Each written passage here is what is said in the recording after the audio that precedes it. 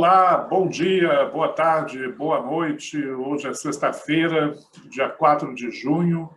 Estamos começando mais um Empower Connection com a Vera Galante, falando de Brasília. Oi, Vera. Oi, Rogério. Olá a todos. Eu sou o Rogério Schmidt, falando aqui de São Paulo. Vamos comentar fazer um balanço aí dessa semana, que foi uma semana um pouco mais curta, por causa do feriado de Corpus Christi, né? Mas nem por isso menos movimentada. Antes, eu só queria pedir, mais uma vez, para vocês que estão assistindo aí esse programa, que se inscrevam no nosso canal da Empower Consultoria, curtam os nossos vídeos, comentem, nos ajudem a fazer crescer a nossa comunidade aí de espectadores. Vera, por onde você quer começar essa semana aí? Não parecia que não ia ter grandes coisas, mas teve bastante coisa, né? Rapaz, uma semana que no Congresso só que funciona de terça-feira, terça e quarta teve coisa pra caramba. E, inclusive, ontem, né? Eu não sei por onde começar. Vamos lá pela CPI, então? Vamos. Porque aí vamos começar a tentar ver em ordem cronológica, né? Não de importância, para ver o que acontece. Vamos começar pela CPI. A CPI teve audiência, né, grande, ao contrário do que a gente estava prevendo. A gente estava achando que não ia ter muita, mas teve. Começa você. O que você ia falar dela? Essa semana teve aí o destaque dos dois depoimentos, né, das duas médicas, né, a Nise Yamaguchi, na terça-feira, e na quarta-feira, da Luana Araújo, né? Ambas tiveram bastante repercussão, né? Ao contrário, como você lembrou do que a gente esperava, né? Acho que não tive nenhum desses depoimentos assim, mudou radicalmente o caminho que a CPI está prosseguindo, né? Mas a Nise Yamaguchi foi bastante criticada aí pelos senadores independentes de oposição, talvez até com algum exagero em alguns momentos, né? E foi defendida pelos aliados do presidente Bolsonaro, né? E no dia seguinte, a doutora Luana Araújo foi o contrário, né? Ela foi atacada pelos senadores bolsonaristas e foi defendida, elogiada pela ala majoritária da CPI, que, inclusive, muito por conta do depoimento dela, já marcou para a semana que vem o retorno do ministro da Saúde, né, o Marcelo Queiroga, né? Exato. Porque muito do que a Luana Araújo falou contradiz o primeiro depoimento do ministro Queiroga, né? E a Nise Yamaguchi a gente já sabe, né? Quer dizer, aquela obsessão lá pela cloroquina, e ficou esse debate aí que... Não sei o que você acha, Vera, esse balanço. Eu acho que os dois depoimentos caíram dentro do script esperado, né? A doutora Nise Yamaguchi defendendo o chamado tratamento precoce, a doutora Luana contrária a ele, quer dizer, foi dentro do esperado. Eu acho que a doutora Luana foi um pouco mais contundente do que a doutora Nise. A doutora Nise, ela teve como os ministros de governo, todos os bolsonaristas, vamos dizer assim, ministros e ex-ministros, tiveram a preocupação de blindar o presidente. Ela também teve. Já a doutora Luana não teve essa preocupação, pelo contrário, ela expôs, especialmente porque o nome dela não foi aprovado pela Casa Civil, então ela tinha licença para matar, ela falou o que ela quis, e ela foi muito mais contundente que a doutora Nise. Também era esperado, isso aí não surpreendeu ninguém, nem os senadores. Todo mundo já sabia o que ouvir das duas. Agora, parece que o presidente Bolsonaro está reagindo ali, está sentindo o impacto da CPI, né? Porque na quarta-feira à noite ele convocou um pronunciamento em rede nacional, né? Teve até as tradicionais bateções de panelas aí, em várias cidades. Mas me chamou a atenção no pronunciamento do Bolsonaro duas coisas. Primeiro, que ele já começou expressando empatia com as vítimas, né, os mortos do coronavírus, né? algo que ele simplesmente não fazia, né? Até recentemente, né? A outra coisa que eu acho importante que ele mencionou é o fato de que, segundo ele, né, até o final do ano, toda a população adulta brasileira estará vacinada já contra a Covid-19. Aqui em São Paulo, aliás, só um parênteses, o governador João Dória anunciou que até o final de outubro os paulistas já todos terão recebido a vacina, né? Agora, o que me chamou a atenção é que, apesar desse pronunciamento do Bolsonaro, no mesmo dia, os dirigentes da CPI, não é? O Renan Calheiros, o Randolfo Rodrigues, o Omar Aziz, soltaram uma nota, não é? Dizendo que, olha, que bom que o Bolsonaro mudou de posição, mas assim, uma mudança veio muito tarde, né? E um custo humanitário muito elevado, né? Então, acho que essa nota aí que a direção da CPI soltou aponta claramente qual é a direção, né, que a comissão está seguindo e o caráter que provavelmente terá o relatório final da CPI, né? Certo. O Bolsonaro ele tem a capacidade de se contradizer no mesmo discurso como ele fez. Ele falou da vacina, que ele quer todos os adultos que quiserem serão vacinados até o final do ano. Logo em seguida falou contra o distanciamento social, de novo cutucou os governadores, dizendo que ele nunca decretou lockdown, essa coisa que não se faz. No dia seguinte, na live dele, ele voltou a falar sobre aquele remédio. Ele não pode mais falar cloroquina e defender o uso de cloroquina porque os vídeos seriam retirados por causa de fake news, então ele fala aquele remédio, todo mundo sabe qual é. Que ele tomou, vários tomaram, o ministro Milton da Educação, da Educação, desculpa, estava ao lado, falou, eu também tomei. Então, ele fala e desfala ao mesmo tempo, ele continua insistindo na mesma tecla, e não chama mais de tratamento precoce, chamou de tratamento imediato, ou alguma coisa assim. Então, assim, ele está mudando as palavras, mas continua batendo na mesma tecla. Agora, isso também tem um forte apelo à base eleitoral dele. Ele não pode deixar de soltar isso, porque ele está sentindo na pele que o Congresso está contra ele, quer dizer, contra ele. Ele tem menos apoio do que ele esperava ter, com o Centrão supostamente ao seu lado. A população já está começando a querer debandar também, então ele tem que segurar a base. Então, isso aí ele fez. Ele tem feito outros acenos populistas, eu vou pular aqui, depois você vai voltar no Congresso, que eu sei. Ele trouxe a Copa América e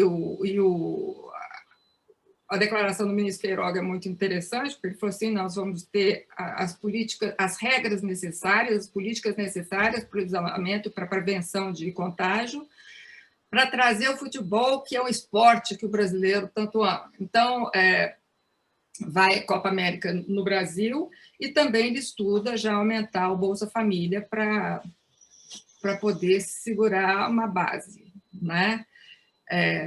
Que eu achei muito interessante isso. Eu não resisto a essa questão da Copa América, né? Assim, o pessoal fica fazendo assim, um auê enorme, né? Tudo bem, acho que no mínimo inoportuno, né? Trazer uma competição a mais, né, para o Brasil nesse momento aí ainda de que a pandemia não está controlada, né?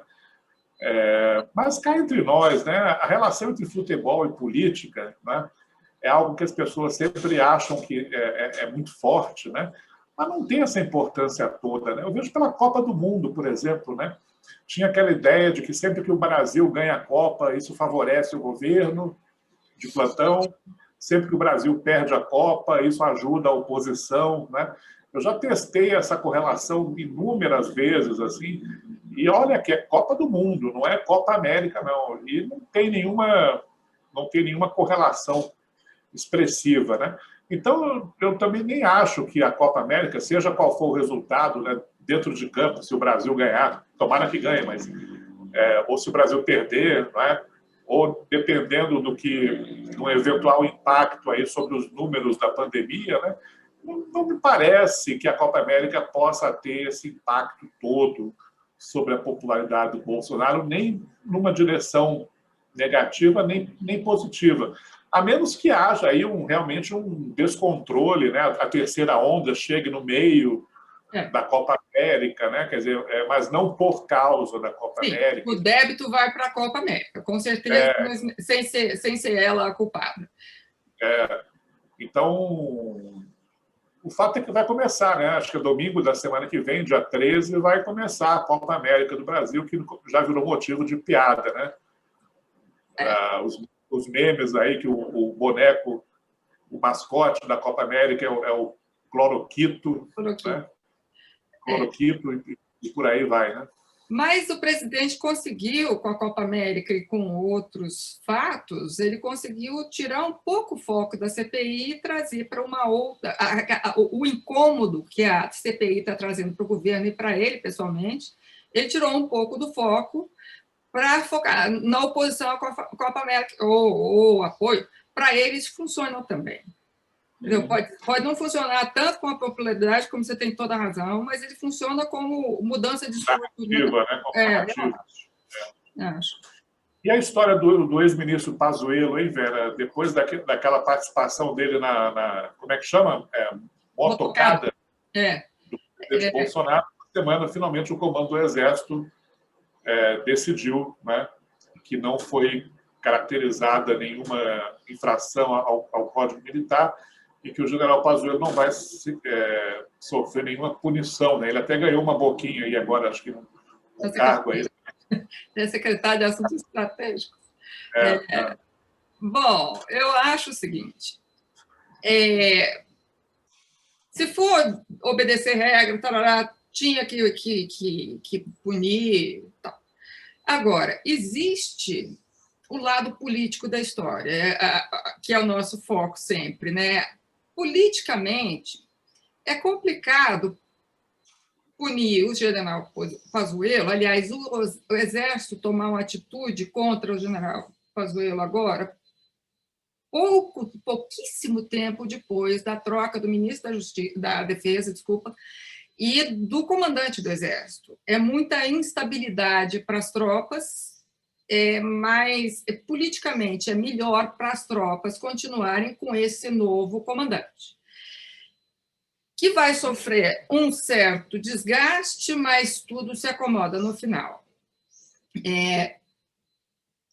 Assim, alguns classificaram como escolha de Sofia, eu acho que é um pouco exagerado aí, é uma escolha política de não punir o general Pazuello. Bolsonaro falou que não existe... Como é que é? Eu anotei aqui.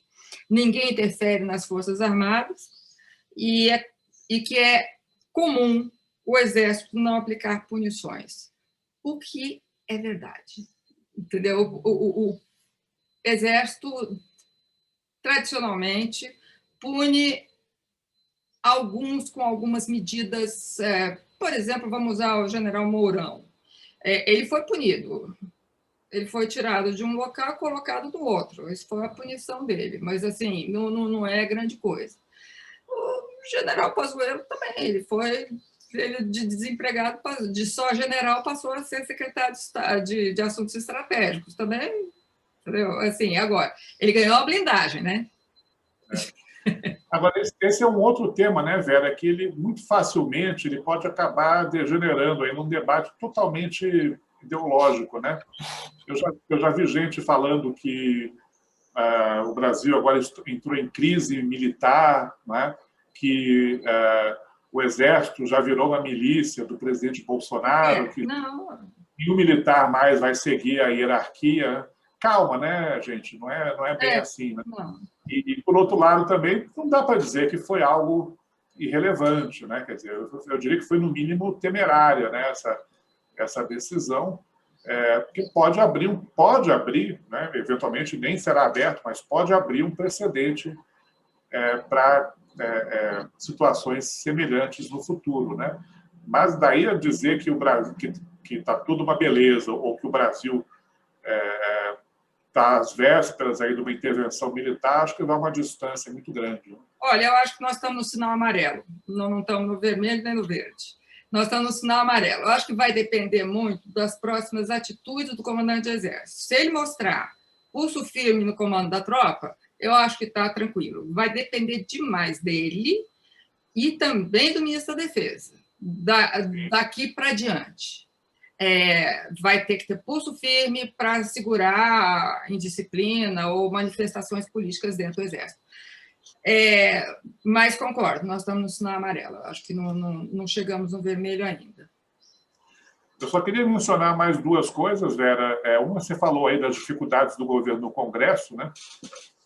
Essa semana não teve assim, nenhuma grande votação de destaque, nem na Câmara, nem no Senado, acho que por causa do feriado, né? Uhum.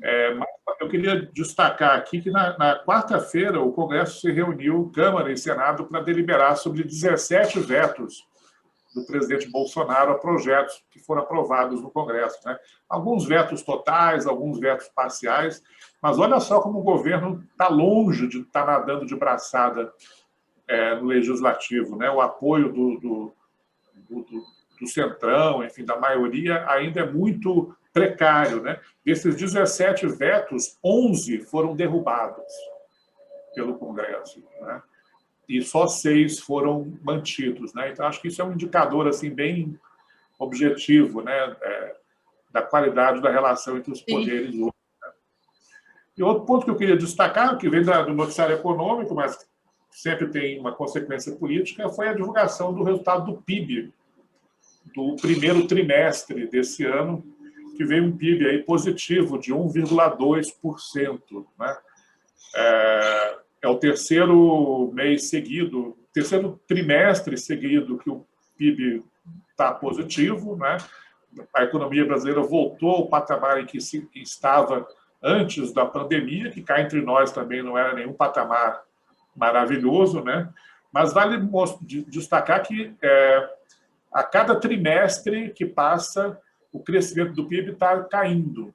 Uhum. Então, esse agora foi o menor crescimento registrado aí desde que o Brasil entrou na pandemia, né? O que mostra que talvez também esteja perdendo fôlego, né? Exato. Essa recuperação econômica aí que vai precisar de algo diferente, né, para se sustentar, né? E agora com o aumento de Bolsa Família, sei lá, é uma coisa complicada, né? Porque para gastar tem que ter saldo, eu acho. Pelo menos foi assim que eu aprendi. Mas, então, vamos ver. Agora, eu queria mudar de assunto só um pouquinho, mais ou menos, voltando aqui à pandemia e vacinas. O presidente Biden dos Estados Unidos prometeu doar 80 milhões de doses de vacinas para o mundo. E ele aprovou agora as primeiras 25 milhões. 6 milhões dessas vêm para a América Latina. Não está especificado quantas virão para o Brasil. Vai depender muito do número de doses que o Brasil já tem para aplicar na sua própria população, vai depender também do interesse do Brasil de receber, de negociações, quer dizer, e depois, de qualquer maneira, a insatisfação vai ser grande. Porque nós somos o maior país, então a gente precisava de maior dose, mas não necessariamente. Outros países com mais necessidade que nós, porque não tem vacina, podem receber números maiores de doses. Vamos ver o que vai ser. Isso aí eu já estou projetando uma coisa que eu não tenho a menor base para projetar, na verdade. Mas eu acho que, de qualquer forma, vai ter reclamação. A gente merecia mais. Merecíamos todas as 80 milhões de doses. Mas, em todo caso, vamos lá, vamos ver. Também tem eleições, agora eu vou fazer o papel do Luiz aqui, né? O Luiz volta. Temos eleições agora no Peru, no final de semana, no sábado, uma eleição interessante para ver o que vai acontecer. Os dois candidatos vão polarizar a política peruana, eu acho que nós estamos caminhando para polarização em todos os países, né? Também tem agora, num país tradicionalmente, quer dizer, que moderou há pouco tempo, a Colômbia, que passou por um período muito grande de transtornos políticos, agora está começando novamente uma onda de protestos contra o presidente Ivan Duque, e tem eleições parlamentares no México, da metade do parlamento, para alguns parlamentares, metade dos governadores e mais ou menos 24 assembleias legislativas. O presidente López Obrador deve ganhar, quer dizer, o partido dele, o Morena, deve ganhar em quase todos ou em todos, todas as instâncias, e vai ser isso uma grande vitória para ele. Vai ser mais um governo populista no nosso hemisfério. Então, eu acho que para essa semana... Acho que tinha uma coisa da relação do Biden com a China também, né, Vera? Sim! Nós falamos muito do ex-presidente Trump, dele endurecer com a China e tudo mais, e sempre falamos que não haveria muita diferença da política dele para o presidente Biden, presidente eleito, então, agora presidente de fato, Biden. Biden, na verdade, endureceu com a China, não endureceu o diálogo, mas ele endureceu com atitudes. Então, proibiu agora 59 empresas de fazerem contratos com a China, mandou o serviço de inteligência realmente pesquisar como ocorreu a disseminação do coronavírus, da Covid-19. Coronavírus tem até para cachorro, tá? O coronavírus ele existe há muito tempo, a Covid-19 não. Então, inclusive, cachorro vacina contra coronavírus. Mas, como foi disseminado o Covid-19, se foi intencional, se foi falha de laboratório, foi o que foi que aconteceu. O ex-presidente Trump soltou uma nota hoje ou ontem, dizendo que a China deve ao mundo 3 trilhões de dólares como compensação pelo mal que fez. Então, assim, eu acho que a retórica anti-China está sendo retomada no mundo mais radical. O presidente Biden nunca falou isso. O ex-presidente Trump, sim, e o presidente Bolsonaro também. Então, eu acho que essa retórica pode ser retomada, mas o presidente Biden realmente endureceu bastante com a China. Eu acho que isso aí é uma coisa para a gente observar. Então, já vou deixar aqui o meu destaque para a próxima semana, que a gente espera que volte a ser uma semana completa, né? Sem feriados, etc. Essa semana, agora que passou, o presidente da Câmara dos Deputados, o Arthur Lira, anunciou a criação da comissão especial que vai discutir agora o mérito da reforma administrativa, né? Que já tinha sido aprovada na CCJ, a admissibilidade, e agora vai ser feita a discussão de mérito. Então, a comissão foi criada, mas precisa ser instalada. Os partidos têm que indicar os seus representantes, então, acho que semana que vem a novidade aí pode ser o início da discussão do mérito da reforma administrativa na Câmara dos Deputados. Esperamos ansiosamente. E eu quero saber o número de vacinas que vem parar no Brasil, né? Todo mundo quer. Todo mundo quer saber o número de vacinas que vêm do Brasil, doadas pelo governo dos Estados Unidos, e outras que a gente tem comprado também para poder ver se o presidente consegue cumprir a promessa de até o final do ano todos os adultos, toda a população adulta que quiser, seja vacinada. Muito bem, Vera. Sextou, então estamos encerrando aqui o nosso Power Connection de hoje. Voltaremos na semana que vem. Mais uma vez, obrigado aí a Vera, a todos vocês que estão nos acompanhando e interagindo conosco. Vera, você pode fazer o encerramento aí. Gente, agradecemos a todos e vou reiterar o que o Rogério falou no começo. Sigam o nosso canal, comentem, leiam os nossos artigos no blog. Soltamos um relatório de risco político essa semana, sobre o que esperar sobre esse mês. acho que vale a leitura e vale também a discussão que a gente pode ter com vocês. Eu acho que vale a pena a gente conversar mais. E bom final de semana a todos. Se protejam e até semana que vem. Tchau, tchau, pessoal. Abraço a todos. A todos.